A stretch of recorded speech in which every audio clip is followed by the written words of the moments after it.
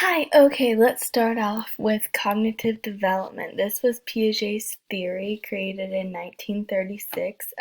He had a different view than most people. He was interested in children, not just all learners. His development didn't necessarily just focus on learning, he also was interested in different stages of development. Um, Piaget also believed that intelligence was not something people were born with. He believed that intelligence was something that somebody learned through experiences and maturity. Within Piaget's within Piaget's theory, there is schema, which are basic building blocks of intelligence and ways to organize your knowledge inside your brain. For example, on the website, we read that um, when you go to a restaurant, you open the menu and you order, and that you know that through a schema in your brain, and that's what you do. That's how you react every time you go to a restaurant.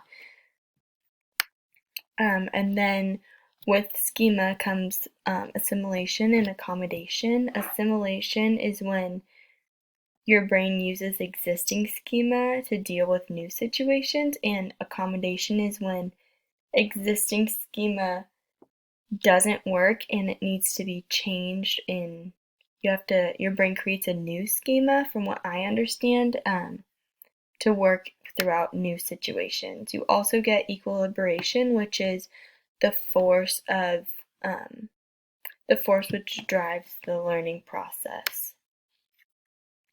Piaget's stages of development, there was 4 of them. The first one is sensory motor, which is ages birth to 2. This is when you know something exists even though it is not visible. The object is hidden. Pre-operational stage was 2 to 7. This is being able to think symbolically, knowing that words or objects can stand for something else. Concrete operational, 7 to 11 years. This is when children begin to be able to work things out internally inside their head.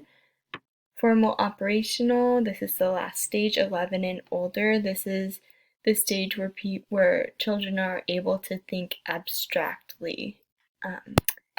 And that's it for cognitive development. Next, we'll talk about sociocultural theory. This is Vygotsky's zone of proximal development. This is the distance between actual development and the potential development level.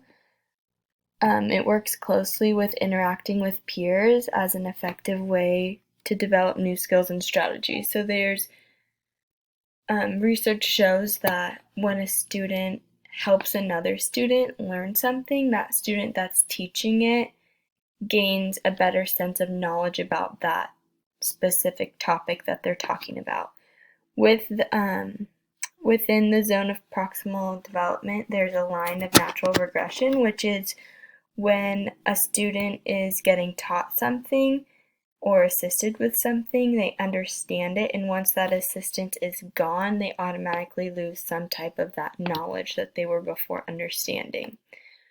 Also, with this comes cultural tools, which is any type of assistance that can help with the learning process. This could be peers, teachers, books, internet, anything that can help a person learn. There's also scaffolding, which was not used by Vygotsky. The role of scaffolding is any type of help that's outside of the children's brain. The role of scaffolding is to potentially help the student and then potentially get the student to be able to do the work without the assistance. Some types of effective scaffolding are making the task simple, controlling the frustration levels, demonstrating the task, emphasizing the solution, and engaging the learner's interest. We also have educational applications. The teacher's role is mediating, while students can socialize and learn through that social interaction, which goes along with the peer working together is effective learning way. Reciprocal teaching, there's four key skills: summarizing, questioning, clarifying, and predicting. We also have collaborative learning, which suggests that students have different ability levels, which means that if they work in group work, that they can help each other.